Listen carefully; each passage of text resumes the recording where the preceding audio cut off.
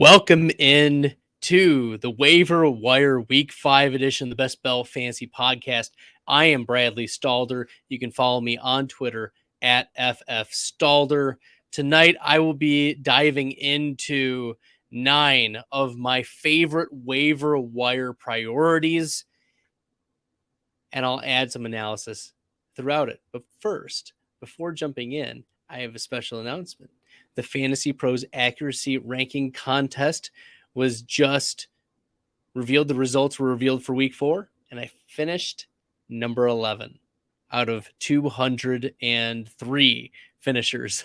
So it was a good week for the Best Bell Fantasy Data, and Bradley Stalder all together.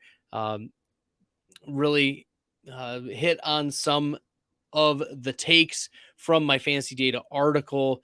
I faded Kyle Pitts.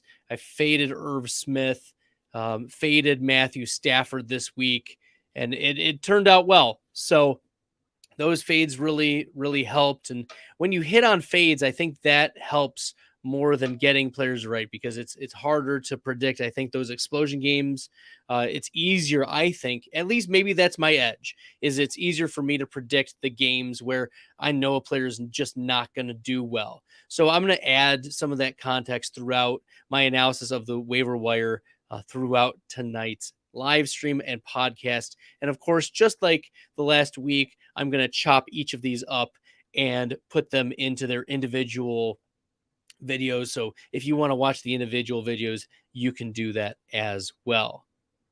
Let's get into the waiver wire for week 5. And my first priority is Isaiah McKenzie, wide receiver for the Buffalo Bills. On the season, Isaiah McKenzie is wide receiver 34. He was formerly 5th round pick out of Georgia. Very small dude, 5'7", 173. He's currently the wide receiver 38 in fantasy points per game. He's averaging 12.2 fantasy points per game. He's running a lot of slot snaps. And the reason why he is my number one waiver priority add is, well, it's twofold. 2 reasons.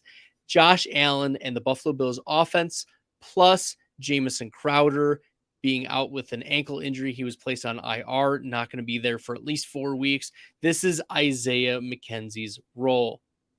Right now, even splitting time with Jamison Crowder, Isaiah McKenzie, 16th among wide receivers in slot snaps, 14th in red zone targets. He is 4th among all NFL wide receivers in touchdowns with 3. Okay, this is a player who is getting a lot of premium targets, meaning that he's getting a lot of downfield targets. He's getting a lot of end zone targets. In fact, he has a 18.8% touchdown rate right now, which is amazing. His quarterback rating per target is 8th among all wide receivers. His efficiency is very good. He is 9th among all wide receivers in fantasy points per target at 2.33. Fantasy points per target versus man, he is 7th. So he's really winning against man coverage.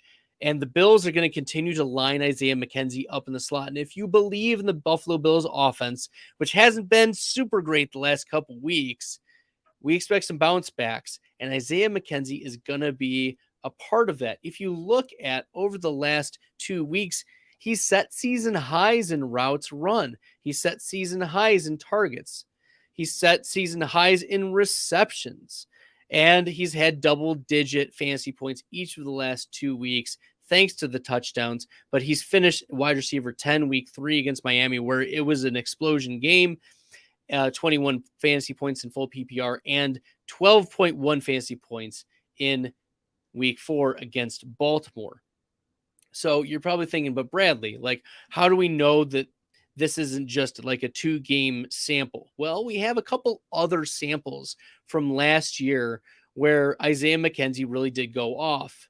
Against New England last year, he had 3 targets. He caught 45. He caught 3 passes on 3 targets, 45 yards, and that was in the playoffs.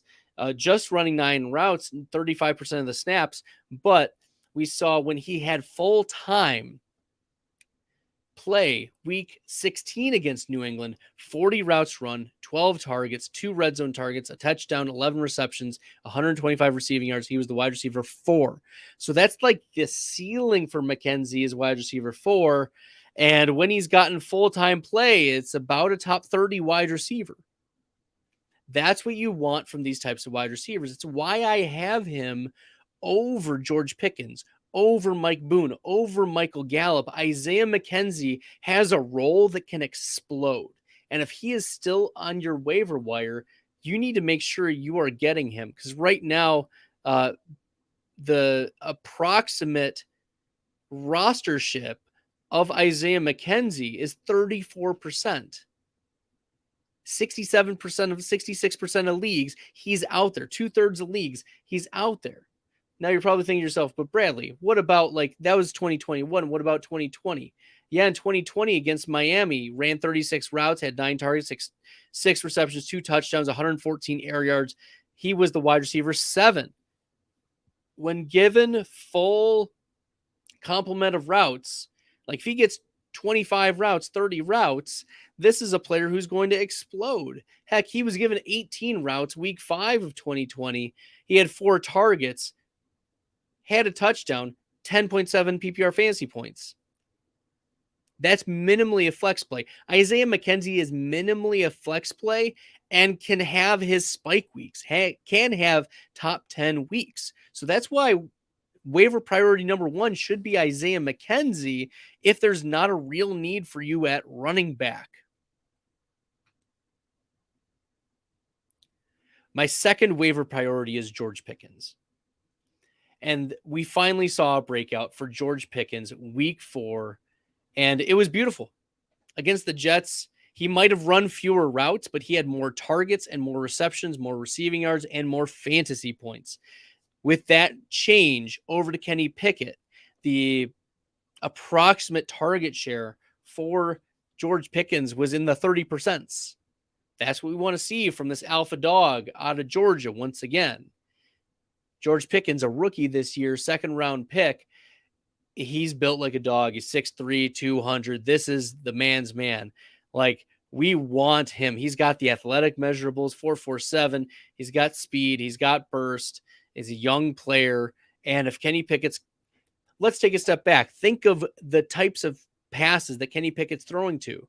Like in training camp and the preseason games, he's getting a lot of reps with George Pickens. He wasn't running a lot with the first team at all. Like Mitchell Trubisky got majority of first team snaps. So I would not be surprised at all if George Pickens continues to lead this wide receiver group. I don't think Deontay Johnson's going to have as bad of a game as he had in week 4, but George Pickens, this is the types of things we want to see. We can see like 5 to 9 targets a game for George Pickens, and that can lead to some spike weeks. Like he finishes the wide receiver 18 in full PPR week 4.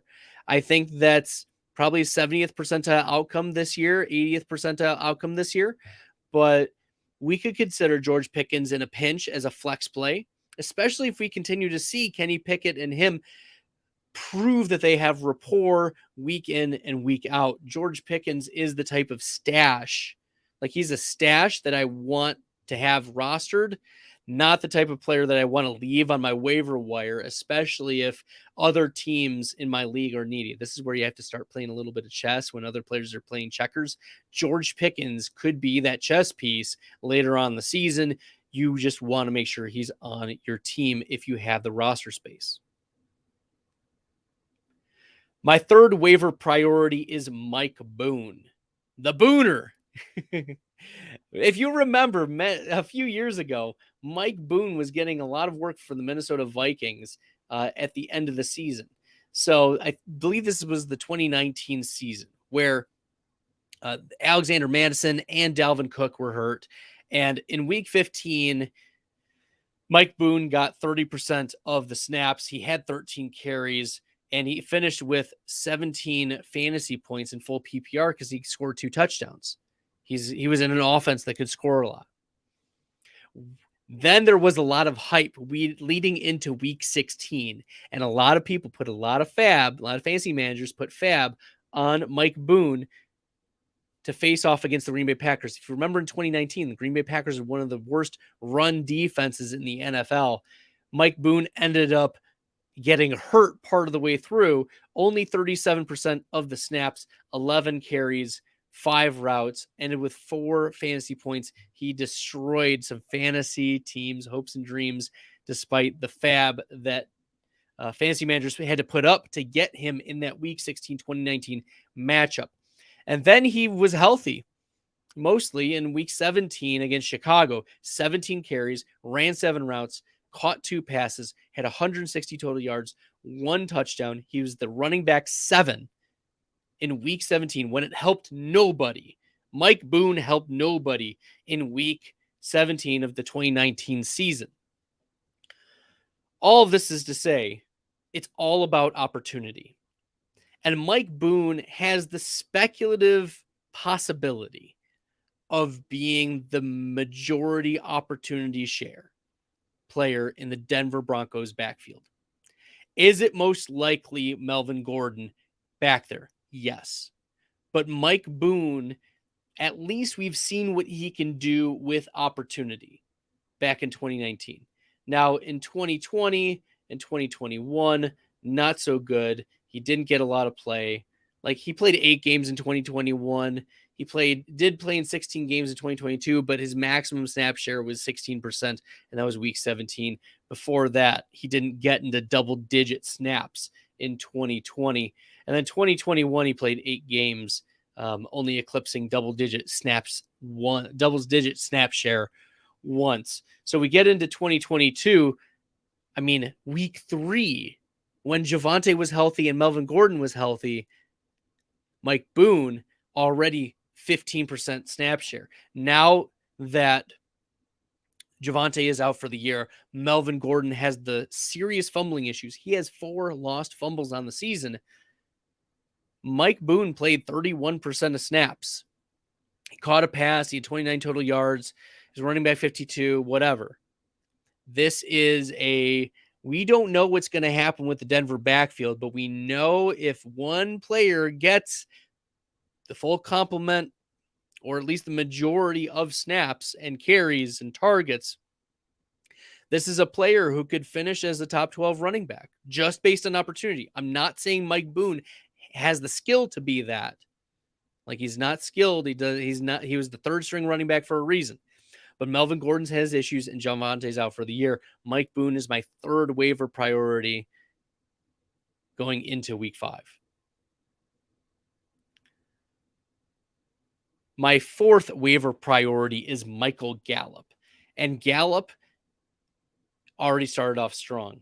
Week 1, back from the ACL, he played 62% of snaps. He ran 23 routes. He had 3 targets. One of his receptions was for a touchdown, salvaged his day. He had 24 receiving yards, finished with 10.4 fantasy points, wide receiver 35.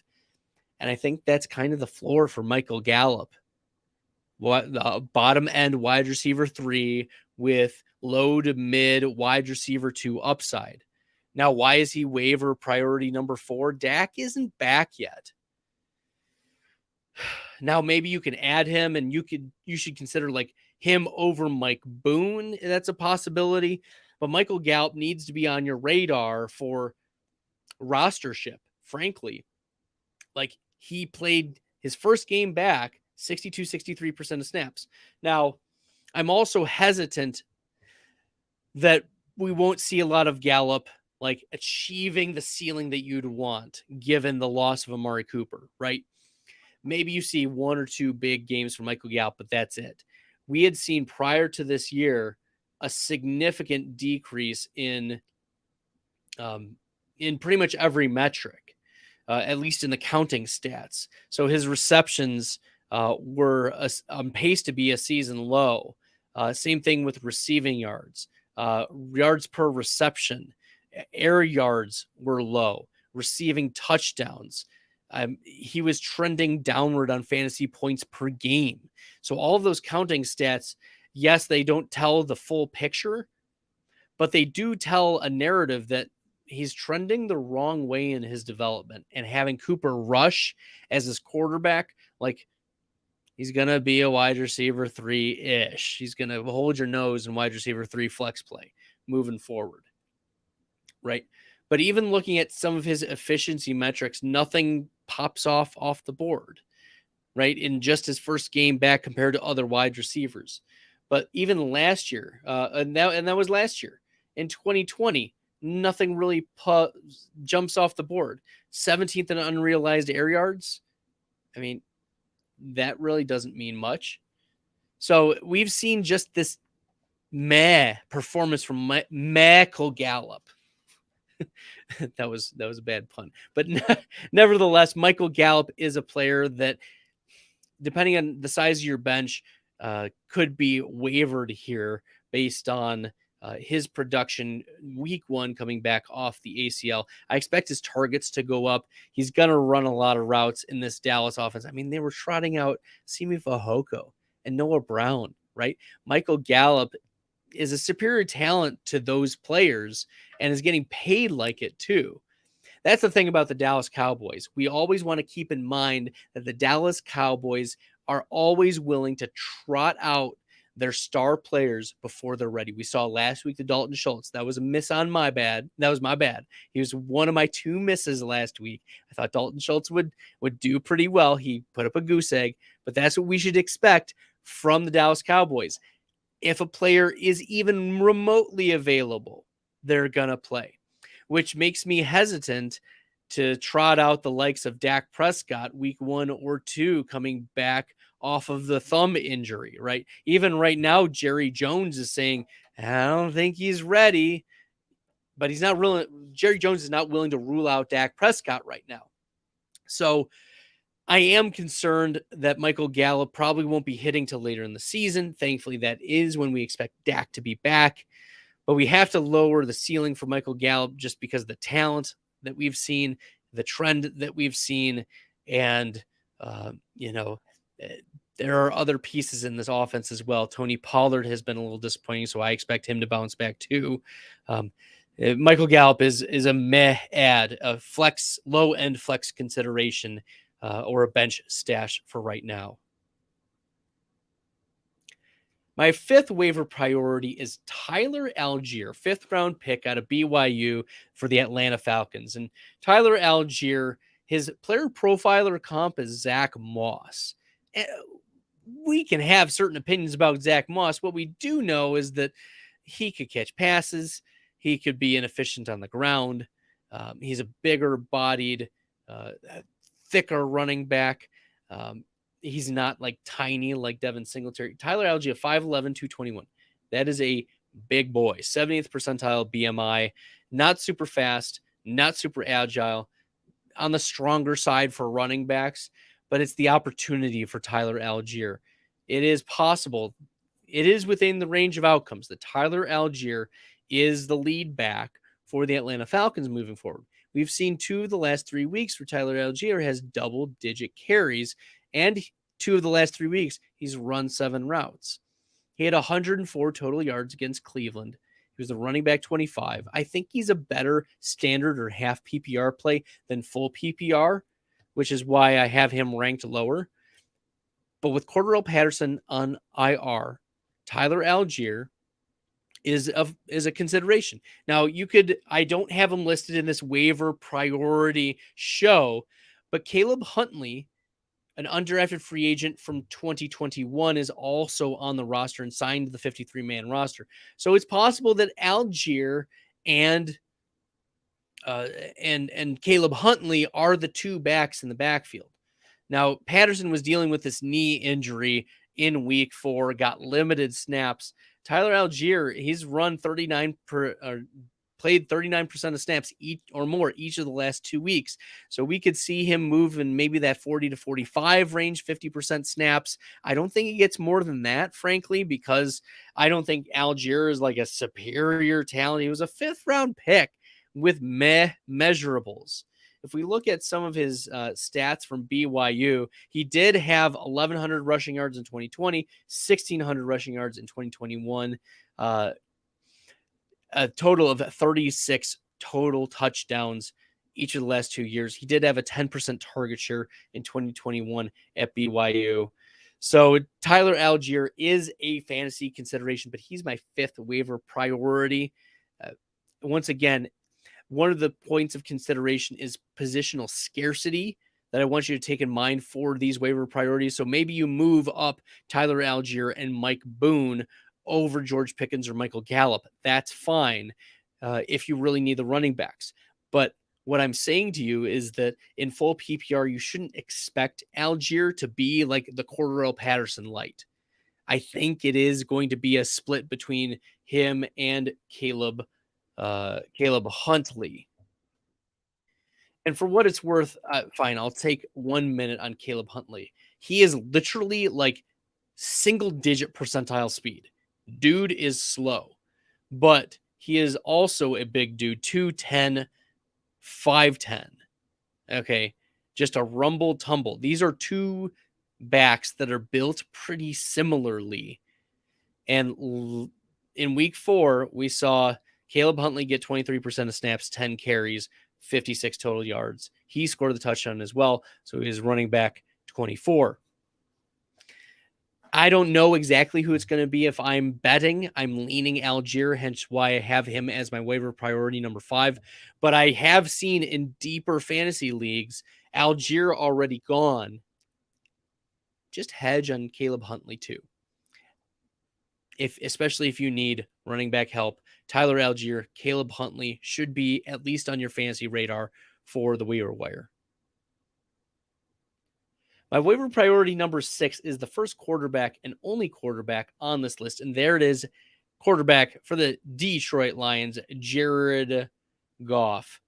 Jared Goff is putting up big-time fantasy numbers. We cannot ignore it moving forward. The Lions have put up on average 35 team points per game. That is massive. Jared Goff's floor is quarterback 18 so far this year. His ceiling is the quarterback one, which we saw week 4 against Seattle.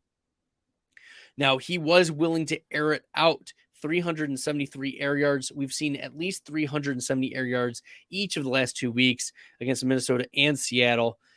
It all comes down to the passing touchdowns. In week 2, when he was facing Washington, 4 passing touchdowns. Week 4, 4 passing touchdowns.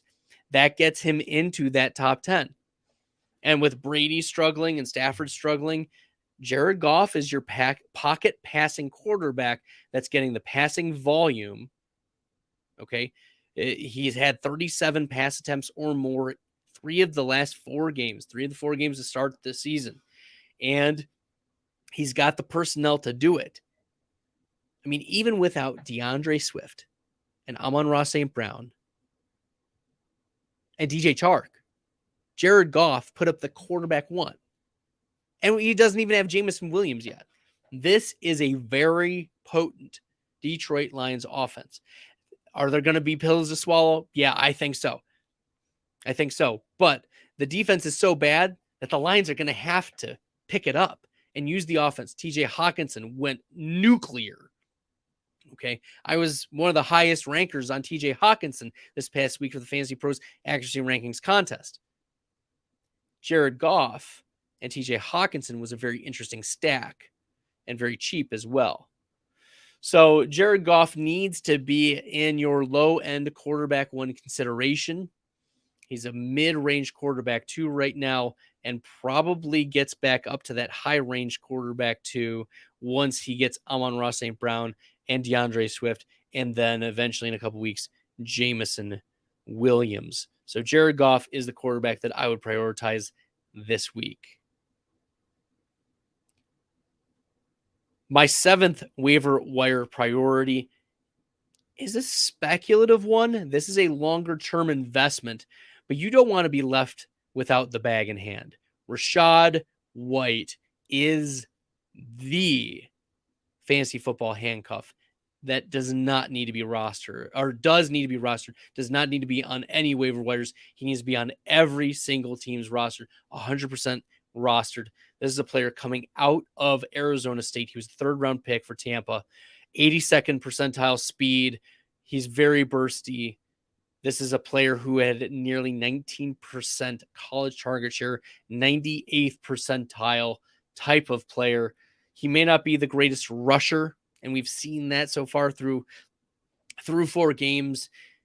He has 21 rushing yards on 11 attempts, less than 2 yards per carry. But you have to understand, too, that the Tampa Bay offensive line has been banged up. Rashad White, not known to be an explosive runner, much more known for his pass-catching capabilities. He has 7 receptions on the season, 57 receiving yards. He was able to get the touchdown in week 4. What we saw in week 4 is an increase in snap share, and pretty significant one. He nearly quadrupled his snap share in week 3 against Green Bay. Rashad White, 8% snap share. Week 4, greater than 37% snap share. He ran 16 routes. He had 3 carries, 5 targets, 5 receptions, 56 total yards. This is the type of player that the Tampa Bay Buccaneers hoped they had in Keyshawn Vaughn. It's Rashad White, though, who's going to be the win. He was the running back 18 in fantasy points in week 4 against Kansas City. They were playing from behind, which, if Tom Brady's not that good and the wide receivers struggling with their health and Leonard Fournette is not getting as much usage, Rashad White is the very interesting speculative ad that you want to have on your team. And we've already seen a lot of running backs get hurt already, right? David Montgomery hurt, okay? Just as one instance. There are others. But Leonard Fournette is a running back in the NFL. And he's bound to get hurt. Like, he's an older running back with a history of soft tissue issues, and he was carrying the ball a lot. Put Rashad White on your bench, please. I beg of you. 16 routes, 5 targets, right? Targeted on over 30% of his routes. That's the type of player in full PPR you want. Now, in half PPR, maybe you can dock him down just a little bit, but still, handcuff priority, especially if you don't have Leonard Fournette. Boom. Someone else loses Fournette. It's a one-way swing. Okay. So Rashad White is a running back that you should be speculatively adding and has a pretty high ceiling. We've already seen in just a 37% snap share, running back 18 when they were playing behind. And if there are more game scripts like this, which I anticipate Tampa will encounter more, Rashad White going to be playing more, especially if he's trusted. There have been 2 games so far where he's caught at least 2 passes of at least 2 targets in the games he's played. So I like him as a pass catcher. He should be a higher priority in PPR leagues. My 8th waiver wire target for this week, Raheem Mostert. And this is a running back he's hit the age apex, blown past it, still being a useful fantasy piece. He played 73% of snaps in week 4 against Cincinnati, 15 carries, 2 red zone carries. He didn't get the touchdown. Chase Edmonds did get the touchdown in like garbagey-ish time. But Raheem Mostert, 25 routes, 3 targets, 2 receptions, 81 total yards. Raheem Mostert, if you need a plug and play with like a high floor, Raheem Mostert's your guy. Like Mike Boone, Tyler Algier, Rashad White, they might have some ceilings that are untapped, but Raheem Mostert has a floor that's much more interesting with Chase Edmonds just not getting the snap share. I don't know whether it's the lack of trust or if he's missed blocking assignments or if the offense is changing, but Raheem Mostert seems to be holding this snap share, routes, carries, the whole bit. He's getting involved. And with Teddy Bridgewater, now the quarterback for the foreseeable future until Tua returns, Raheem Mostert, we could see him getting a little bit more of the PPR bump. Teddy Bridgewater loved to dump it off to his running backs. This was not a thing in Denver where, what's his name? Drew Lock liked to do. Drew Lock did not like to dump off to the Denver running backs, but Teddy Bridgewater did. And Raheem Mostert, if he's in that, he's got the speed still, even at 30 years old. Not a lot of tread in those tires. Raheem Mostert is my waiver priority number 8. He can be picked up. Don't leave him for someone else on your waiver wire.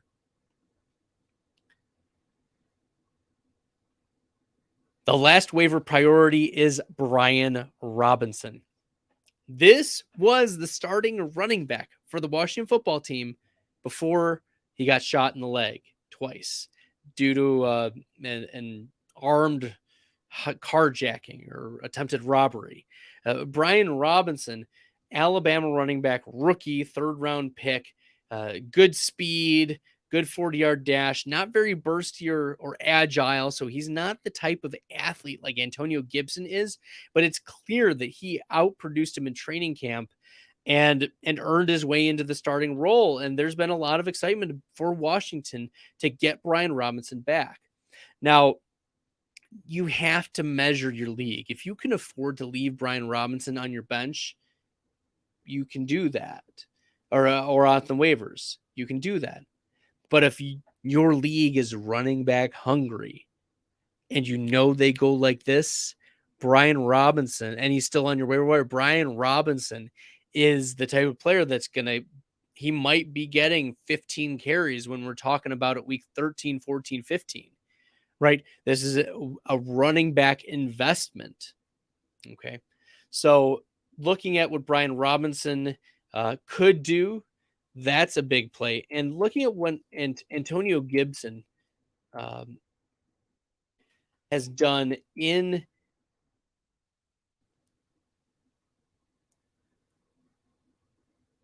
the absence of Brian Robinson, Antonio Gibson right now only 3.3 yards per carry. He has 13 receptions, 2 total touchdowns. Right now, Antonio Gibson is the running back 21. But there are concerns about the amount of routes run. We would expect that Antonio Gibson is running more routes, right? He's not evading any tackles. And if they're going to run somebody out there between the tackles, might as well make it Brian Robinson. Maybe what this does is it puts Brian Robinson in the Antonio Gibson role from last year, and it moves Antonio Gibson into J.D. McKissic. That's a possibility. It remains to be seen how this is going to look for Washington. But Brian Robinson is the type of investment running back. He's got third-round draft capital, so it's not negligible. It's just a matter of when will Brian Robinson be getting double-digit carries? Is it going to be his first week back? I wouldn't bet not. But I do expect that Washington, as loyal as Ron Rivera, as Coach Rivera is toward his players, they don't want to blame Brian Robinson for that incident. And in fact, like, what a comeback story. Like, they want to rally around this guy. So I could see the narrative being pushed that he's our guy. We're behind him. He was the starter, and then this tragic thing happened. The narrative could lead to, down the future, Brian Robinson being a double-digit carry back, nerfing Antonio Gibson. So those who have been riding on the coattails of Antonio Gibson running back 2, once Brian Robinson starts getting double-digit carries, the days of Antonio Gibson finishing running back 10, 16, or even 27 are going to be long gone. So read your league, determine whether Brian Robinson is worth it, but I think he's worth it, especially in those running back needy leagues. Well, thank you, everyone, for tuning in. Once again, my name is Bradley Stalder. You can follow me on Twitter at FFStalder. Each week, I write an article for Fantasy Data, and I jump on the Fantasy Data live stream and talk rankings, some of the players that I'm higher or lower on. So check out that article on Fantasy Data. Check out that live stream. Pop into the rankings question. You can find my rankings on Fantasy Pros. I usually update those on Thursday before the Thursday night game, and then continue to update them throughout the weekend. All right. Thank you very much, everyone. Appreciate y'all tuning in. Until next time, good luck in the fantasy football streets, and good luck with your waiver wire and fab bids tonight.